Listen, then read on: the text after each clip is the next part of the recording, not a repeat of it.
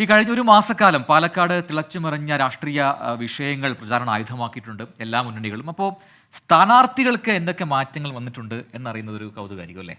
ഒന്നാമത്തെ ദിവസം തൊട്ട് നോക്കുകയാണെങ്കിൽ ഓരോ ദിവസവും അവരുടെ കോൺഫിഡൻസ് ഇങ്ങനെ ബൂസ്റ്റ് ചെയ്ത് ഇപ്പോൾ ഒരു മാസം പിന്നിടുമ്പോൾ ഇനിയിപ്പോൾ മണിക്കൂറുകൾ മാത്രമേ വിധിയെഴുത്തിനുള്ളൂ. അതെ, ഒരു മാസം കിട്ടിയെന്നുള്ളതാണ് അല്ലേ?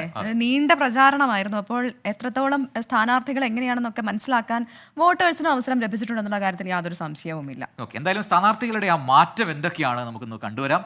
വിപിൻ സി വിജയൻ തയ്യാറാക്കിയ സ്പെഷ്യൽ റിപ്പോർട്ടിലേക്ക്.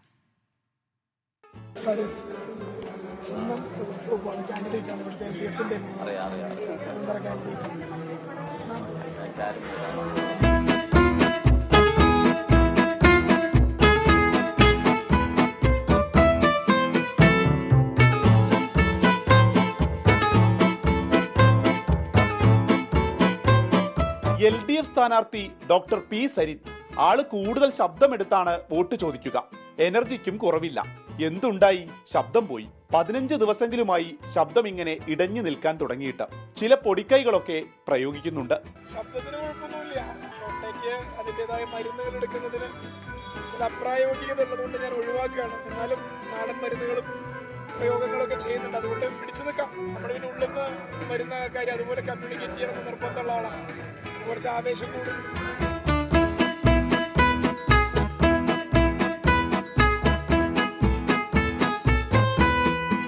ഇനി നേരെ UDF സ്ഥാനാർത്ഥി രാഹുൽ മാങ്കൂട്ടത്തിലിന്റെ കാര്യത്തിലേക്ക് വരാം. പൊള്ളുന്ന ചൂടാണ് പാലക്കാട്. അതിലൊന്ന് വാടിയോ എന്ന് സംശയം. രാഹുൽ ഒരു കാരണവശാലും അത് സമ്മതിച്ചു തരില്ല. പക്ഷേ പ്രവർത്തകർക്കിടയിൽ അങ്ങനെ ഒരു അടക്കം പറച്ചിലുണ്ട്. ഇനി അങ്ങോട്ട് ഈ ചൂടേൽക്കാൻ ഉണ്ടാകുമെന്നൊക്കെയാണ് രാഹുലിന്റെ പക്ഷം. അങ്ങനെയൊന്നും പാടത്തില്ല.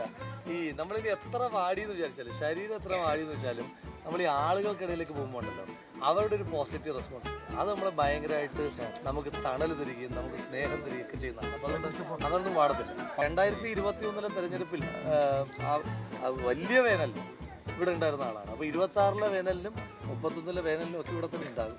NDA സ്ഥാനാർത്ഥി C കൃഷ്ണകുമാർ ഒന്ന് മെലിഞ്ഞു എന്ന കാര്യം മറച്ചുവെക്കുന്നില്ല. സംഗതി സത്യമാണ്. ഭക്ഷണം കുറഞ്ഞു. റിസൾട്ട് വന്നു കഴിഞ്ഞ് നല്ലൊരു സദ്യ കഴിക്കാനുള്ളതാണെന്ന് പട്ടിണി കിടന്നും പ്രവർത്തനം മുന്നോട്ട്.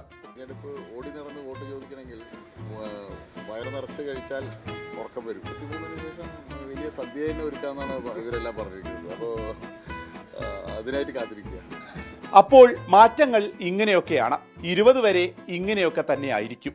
അത് കഴിഞ്ഞാൽ ഈ പ്രശ്നങ്ങളെല്ലാം മാറ്റാൻ ഇഷ്ടം പോലെ സമയമുണ്ടല്ലോ. അർഷക്കിനൊപ്പം വിപിൻ സി വിജയൻ, 24 പാലക്കാട്.